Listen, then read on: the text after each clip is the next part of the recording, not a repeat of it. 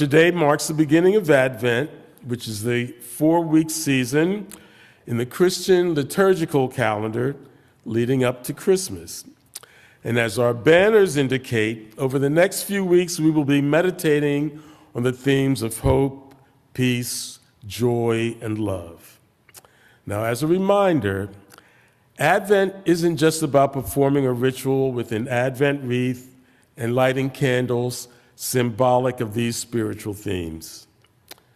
Similar to Lent, Advent should be a time of prayer, reflection, and repentance, where Christians are invited to intentionally slow down and prepare spiritually to celebrate Emmanuel, or God with us, which according to Matthew in the New Testament fulfills the prophecy of Isaiah that a child called Emmanuel will be a sign of God's presence with God's people. And if ever there was a time for reflection, prayer, and meditation, and manifesting the light of love in a dark world, that time is now. So let us try to be really present to the possibilities of transcendence and miracles during this Advent season, where we not only remember and celebrate the birth of the Christ child, but where we also recognize our significant role in this unfolding drama that anticipates the promised second coming of Christ, Emmanuel, God with us.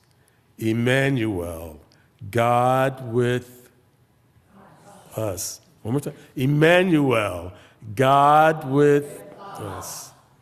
Okay. So, wishing, hoping, thinking, and praying is the title of my message, primarily because I did all those things this week trying to figure out what message about hope I could share with you that might be helpful. So, as it frequently happens with me, I was able to find some food for thought from my friend Marianne Williamson in her book, Everyday Grace. Now, Marianne is interesting for several reasons, not the least of which is her political astuteness that she had and expressed long before ever running for president. She is also Jewish, and she teaches the Course in Miracles, which uses Christic language, but not always in the traditional way. However, she does refer to God in the traditional masculine, and some would say patriarchal representation. Sorry, Linda. But I'm going to use her language as she has written, but when I refer to God, I would like for you to translate that into the word. Instead of God, I want you to think love. When you hear the word God, think love. Okay? We got that? All right. So, this is from Everyday Grace. It's 5 p.m. Someone is hoping against hope. He said when he left that he might be back, that he needed some time to see this through, then maybe he'd come back to us. I saw my little boy cry out, but try to act like he wasn't, when I told him that Dad wasn't coming home tonight. The baby kept saying, "Daddy," softly, as I put her to bed. And my oldest daughter said nothing. If he doesn't come back, I don't know how we'll live through this. Oh my God, I hope he will. I hope he will. Sometimes we hope against hope for a particular outcome. Our estranged spouse will come back, the cancer will be cured, we will get that job.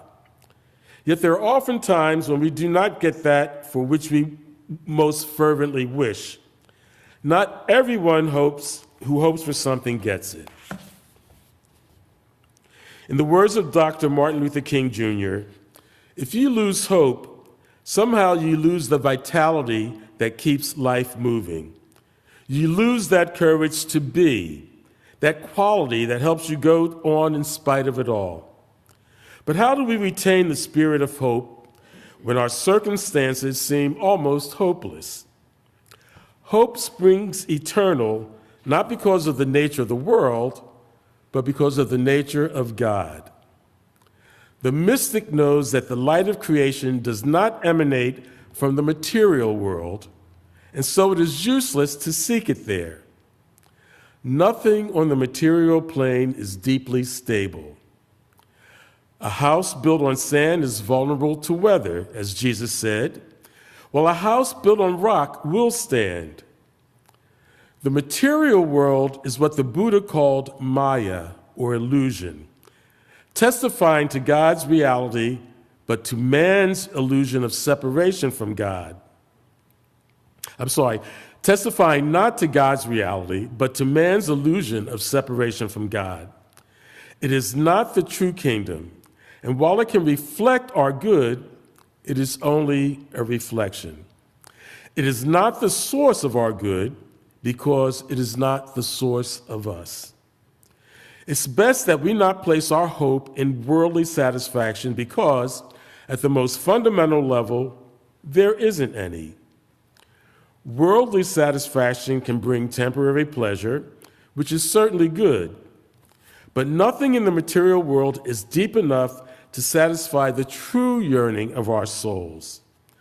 Our greatest hope is for the experience of joy, and often we are not as smart as we think we are when it comes to predicting what would bring us joy. The mystic hopes not for a particular outcome, but for the best outcome for all concerned. The mystic hopes not for a particular outcome, but for the best outcome for all concerned. And what that is can only be determined by God or, thank you. Hope that is attached to a particular outcome is looking for pleasure, but fishing for pain. Because attachment itself is a source of pain. Attachment itself is a source of pain. It is best to hope for an experience of life in all its fullness, a life that can embrace both joy and sorrow and still be at peace, because joy and sorrow are sure to come in this life. Joy and sorrow are sure to come in this life. Our triumph over sorrow is not that we can avoid it, but that we can endure it. And therein lies our hope, that in spirit we might become bigger than the problems we face. Our problems in this world can surely be huge, but they are never as huge as God. The issue is never how bad things are, but how good God is. Hope lies in having more faith in the power of God to heal us than in the power of anything to hurt or destroy us. In realizing that as children of God, we are bigger than our problems, we have the power at last to confront them. For all manifestation of fear is a reflection of the fact that humanity has forgotten its spiritual identity. In beginning to remember it, we put fear on notice that its days are numbered. Its days are numbered. Where the ego analyzes a problem, the spirit accepts that there is an ultimate answer that is the answer to every problem. And that is why we place what we hope for in the hands of God. Our hope is that He will illumine our hearts, that we will become the people He would have us be. For the presence of an awakened spirit, all problems fall away. In the presence of an awakened spirit, all problems fall away. We are the children of a loving God for whom nothing is impossible. Nothing is impossible. And as we remember that, we become as powerful as we are meant to be. We are not meant to cower before the darkness of the world. Let it cower before us. Every problem is merely another opportunity to use the miraculous powers that we've been given. The suffering of the world is not the point of human existence. The point of human existence is that in God, all suffering ends. Through God, we celebrate a happy ending to every situation, convinced that it has already occurred. Right, Ruth? Convinced that that happy ending has already occurred. And it's out of that conviction that miracles arise. The resurrection of Jesus, Buddha's enlightenment under the Bodhi tree, and the deliverance of the Israelites to the promised land are not fairy tales. They are messages from God. Their point is not what we should hope for, but rather what we should consider done. The miracles we can lean on because they were accomplished for all eternity. Let me read that one more time. Their point is not what we should hope for, but rather what we should consider already done. The miracles we can lean on because they were accomplished for all eternity. God has built into the structure of creation that everything dark will turn light again. True hope lies not in an illness cured or a marriage reconciled, but in a state of mind. The woman whose husband has left her should pray not that he come home, but that God carry her through this ordeal, even if he doesn't come home. She should not pray, "Dear God, please make my husband come back to me," for she knows that God has given us free will. But she prays, in spite of her tears, "Dear God, I place this situation in your hands. May my husband find true happiness. May we all find true happiness. And if his happiness lies here with me, then please touch his heart. If it does not, then please heal mine. May your will be done. Amen." The resurrective tendency of the universe is always at work in our personal trials and in our collective challenges. God, in God's awesomeness and infinitude, has provided a solution to every problem the moment the problem occurs. The part that any of us can play in providing the solution is etched on our hearts. Even now, while the world is suffering the scourge of terror, our faith is to remember that God's harmony reigns supreme. God's light is not always our experience, but it can always be our faith. Blessed are those who have faith who cannot see. For someone who is in prison, true hope lies not simply in an early release date, but in the knowledge that in God's world there are no walls. The only walls that can hold us back are the walls that divide our hearts. Even within prison walls, we can cultivate a heavenly garden by fostering a beloved community. Our hope in God is not a hope for something to happen in the world, but for something to happen in us. Essentially, our greatest hope has already been realized. Heaven is here and now in our capacity to realize our oneness. Nothing can happen to make God not God, love not the only reality, or spirit not eternal. Our hope has already been met with a gigantic yes from God. We are the ones who keep saying no. Still, the offer to love instead of fear remains. We can choose again at any moment. We can withdraw our faith in the thought forms that have guided us to where we are, realizing their complete inadequacy to guide us where we would like to go. To place our hope in God is to place our hope in love.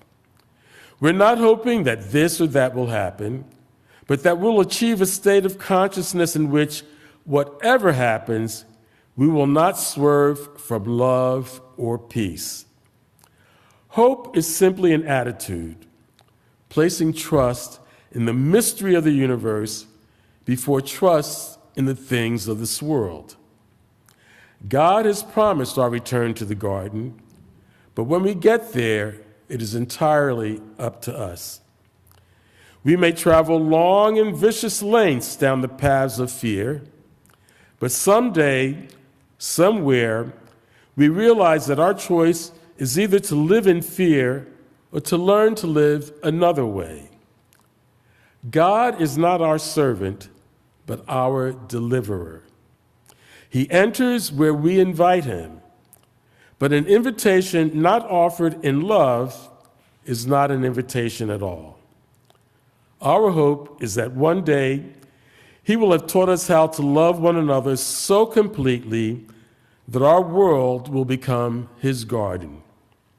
In the meantime, our hope is born of participation in hopeful solutions, for ultimately, the only way to feel hope is to give hope to someone else. And then we see that it is all around us. Hope is all around us. The world should feel hopeful because you are here, and you are here, and you are here. You are the hope because God is in you. Maybe so, and so it is.